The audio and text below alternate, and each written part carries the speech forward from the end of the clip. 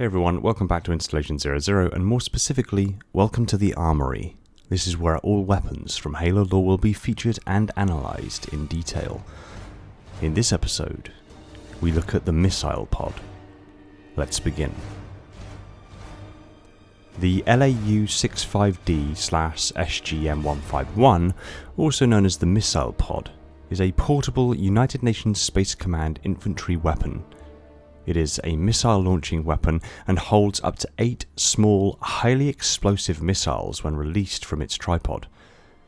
The missile pod is capable of locking onto vehicles or turret position targets, using an integrated LiDAR or radar package.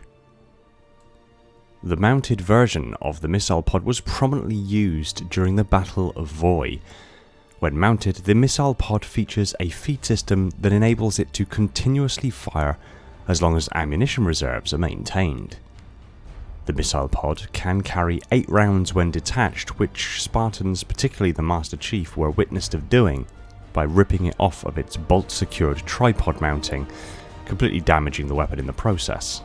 The missiles in question are much less powerful than the M41 rocket launcher, for example, but it can fire continuously without the need for reloading.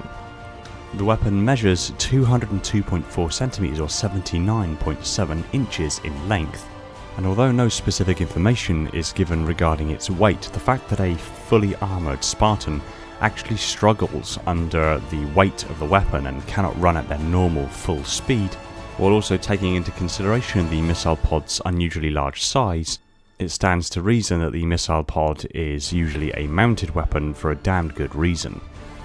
In its mounted form, the missile pod is used by Marines as a rocket-powered mortar by firing its missiles vertically into the sky, much like the modern-day Javelin missile launcher.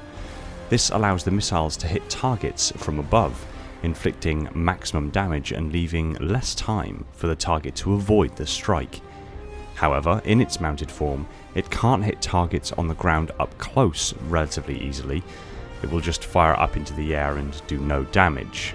This may have something to do with a fail-safe system, basically enabling the missile to be fired but not fired and land too close to the operator, thereby causing damage to the operator themselves, or may simply be due to the radar or LiDAR package not tracking close enough to the missile pod's current location, or indeed the fact that the missile is fired up into the air and then strikes in a downward motion from above may suggest that the missiles actually rely somewhat upon a kinetic kill strike, having to achieve a certain velocity in order to be effective, and thus meaning that the missile has to be in the air long enough in order to achieve this velocity, which it wouldn't be able to do if it were fired at something directly in front of the operator.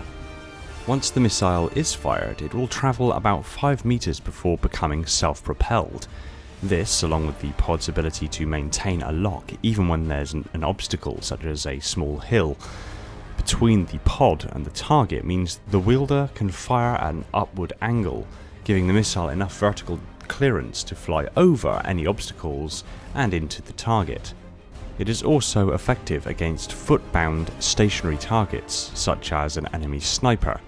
The missile's high speed means that even if the target hears the missile, he or she may not be able to react fast enough to avoid getting hit. This is most effective at short and medium range, mostly because it is harder to see an enemy at long ranges, much less determining if one is moving. One of the best anti-vehicle tactics is to lock on, aim up in the air, and fire. However, its low ammo capacity when unmounted means it should be used sparingly. The missile pod has a maximum rate of fire of around 2 missiles per second and an extremely large effective range. It fires 8 automatic self-guided missiles from its feed system, unless constantly topped up with ammo from belt-fed systems. The missile pod's major advantages comes in its basic operation. It is a very effective mortar weapon, and its missiles being self-guided means that large targets at long ranges can be dealt with quickly and effectively by proportionally very small teams. 2 mounted missile pods with an effective team for reloading the weapon and making sure constant ammunition is fed into the missile can effectively blanket a massive area in ordnance and suppress any enemy advances for as long as ammo reserves are available. Its major disadvantages include not being able to track infantry units and having a proportionally very small ammo capacity once it's been unmounted from its tripod, on top of not being able to actually fire and hit targets within a very close range to the missile pod's location.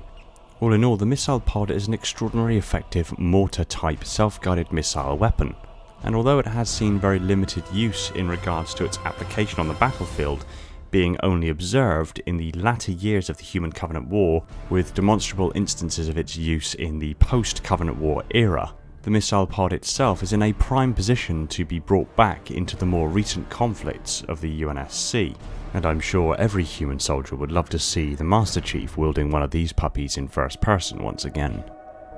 Thanks for watching. Stick your comments down below, I look forward to what you have to say.